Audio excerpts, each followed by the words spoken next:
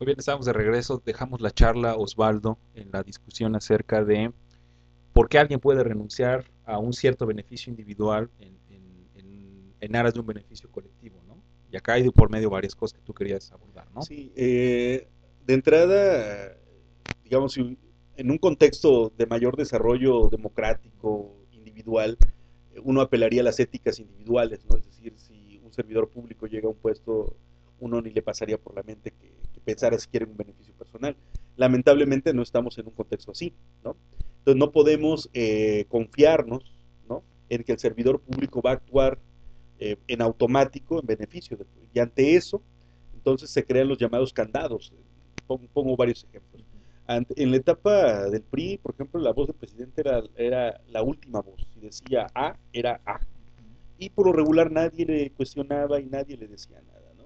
En un contexto de mayor democracia, cuando hay partidos de oposición fuerte, por ejemplo, esos partidos cuestionan, ¿no?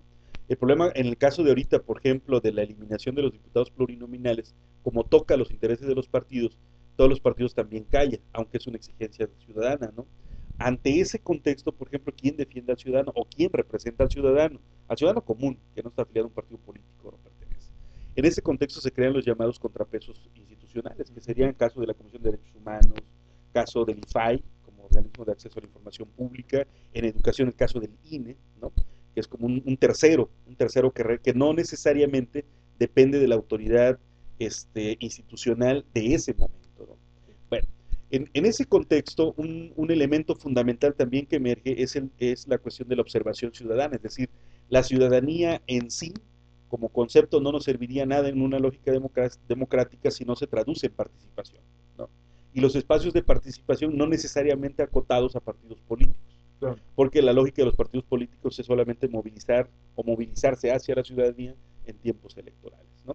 Entonces, en este marco, eh, cuando empiezan a exigirle a las autoridades que sus decisiones beneficien al público ciudadano o a los ciudadanos o a la mayoría de los ciudadanos, en el caso de México es muy interesante, incluso lo pueden ver ahorita en meterse a cualquier noticia, y casi la mayoría de los servidores públicos habla de mi política pública en educación, mi política pública ambiental, ¿no? Como pensando que si se modifica el lenguaje, modifican su práctica, Claro. pero todavía seguimos viendo prácticas de corrupción en muchos lados, ¿no? Entonces, ante eso, los teóricos, sobre todo los teóricos de las ciencias de políticas, o los teóricos que están estudiando la toma de decisiones, porque incluso ya la toma de decisiones se constituye en una categoría importante para el análisis de políticas, pero bueno, Sí. entraríamos en él más adelante, hacen una distinción. Y dicen, bueno, las autoridades públicas de entrada toman decisiones, pero esas decisiones, no porque las tome una autoridad pública, son necesariamente públicas, ¿no? Entonces se plantea digamos, una doble vertiente de las políticas. Unas denominadas políticas gubernamentales, ajá, y unas denominadas políticas públicas. Las políticas gubernamentales se diferencian de las públicas porque estas no aguantan un análisis, por ejemplo, de a quién benefician, y se caen por su propio peso. Es decir, yo pondría el ejemplo de Enciclomedia, ¿no? Del año pasado, el sexenio pasado, ¿no?, que de repente empiezan a meter en la agenda pública que lo que hace falta en México es la cuestión de las computadoras, ¿no? Y de repente no se hace licitación, se sabe posteriormente que hay una empresa vinculada a la gente de gobierno que le compran un montón de computadoras, etcétera. Entonces, ese es un ejemplo de una decisión que tomó una autoridad pública, sí, construyó un problema aparentemente público, ¿no? Pero los beneficiados no fueron los ciudadanos, en este caso los beneficiados fueron otras entidades. Es interesante porque desde que esa administración toma posesión, se apropian del lenguaje de la administración, por ejemplo, de la planeación estratégica, de la administración estratégica. Yo recuerdo los manuales de planeación, entonces teóricamente la semántica y una serie de artículos y denominaciones que vienen del campo de la política pública estaban presentes, pero efectivamente si uno intenta hacer el análisis decisional, la cadena de procedimientos, pues no aguantan ese tipo de análisis, ¿no?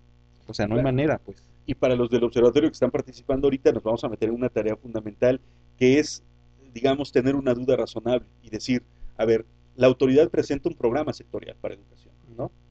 Teóricamente tendría que ser una política pública, pero vamos a tener una duda y vamos a detenernos a analizar y hacer análisis de políticas, a ver qué de eso en realidad es público y qué en realidad es gubernamental, porque busca beneficiar a un determinado grupo, ¿no?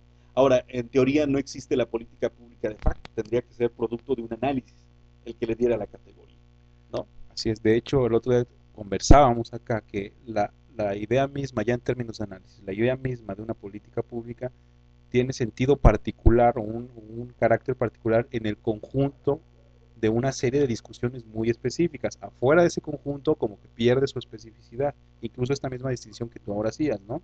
Entre Sí, la política gubernamental, la política pública y otras nominaciones de política que están por ahí disponibles, ¿no? claro, porque incluso el ejemplo que tú ponías de Vicente Fox, algo que incluso lo vendieron como parte de la misma campaña, que era, bueno, el gobierno del PRI histórico, el PRI histórico se caracterizó por no respetar la norma, porque tenía más fuerza lo que estaba fuera de la norma que la misma norma, ¿no? Entonces era más fácil, por ejemplo, arreglar un problema por fuera que por dentro del sistema. Incluso sistemas que no funcionaban como tal, ¿no? Cosas medias raras que pasaban. Y lo que vende Fox, incluso a nivel de administración pública, es lo que él denominó gerenciamiento público. Que es decir, a ver, ¿por qué es tan eficiente empresas como la Coca-Cola o Bimbo? Bueno, porque se mueven por metas, por objetivos, por resultados, y estos es el gerente, tiene a la vez otro que lo vigila, y este tiene otro que lo vigila, y hay un consejo que vigila a todos, y en teoría la fuga de información, la fuga de recursos, la misma corrupción se acota. Y él lo que vendió fue esa idea, ¿no? Lamentablemente se quedó en discurso, porque en la práctica siguieron habiendo prácticas y ahorita, después de varios años, empiezan a surgir más cosas, caso de enciclomedia, caso de la biblioteca que se construyó y que nunca operó, por ejemplo, que tienen que ver con eso, ¿no? Entonces, para los que nos están acompañando, habría que decirles entonces que, en primer lugar, en este contexto actual, concebiríamos como servidores públicos todos aquellos que deciden por voluntad propia, nadie los obliga, que es algo importante, a ser servidores públicos. Y un primer elemento que reconocemos es que están ahí y son pagados con nuestros recursos. Primer elemento. Segundo elemento, están ahí para administrar nuestros recursos y se pensaría que en teoría la acción del servidor público es tomar decisiones de dónde invertir los recursos, ¿no? Y teóricamente pensaríamos que esos recursos resolverían problemas que nos beneficiarían a la mayoría, ¿no? Digamos, teóricamente ese es el elemento. Ahora, pero bajo la idea de la duda razonable, podríamos entonces distinguir entre políticas públicas y gubernamentales cuando hay decisiones, dependiendo del tipo de decisiones, de a quién benefician, que es como la pregunta clave, ¿no? De a quién benefician, y supongo que hay una serie de requisitos que podríamos llamar como técnicos, ¿no?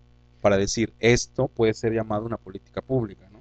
Sí, que es el otro elemento en el que traeríamos en el siguiente bloque, que tiene que ver con algo interesante, es una vez que la autoridad pública es electa, caso de un presidente municipal, el mismo gobernador, o cuando él delega en algún secretario, en el caso de educación, la toma de decisiones en un área muy específica, la pregunta es, una vez que se le elige, ¿él decide solo o cuál es el proceso para la toma de decisiones? Que es ahí fundamentalmente donde hay otra característica entre la política pública y la política gubernamental. Pero si quieres iniciamos con eso en el siguiente bloque. Ok, bueno, los invitamos a las personas que nos están siguiendo, que planteen sus preguntas, nos hagan llegar sus comentarios. Estamos por cerrar este bloque, regresaríamos con el siguiente, tendríamos una ventanita de unos 10 minutos para recuperar sus inquietudes, sus dudas, y regresamos con este planteamiento que vienes elaborando. Osvaldo. De acuerdo. Vale.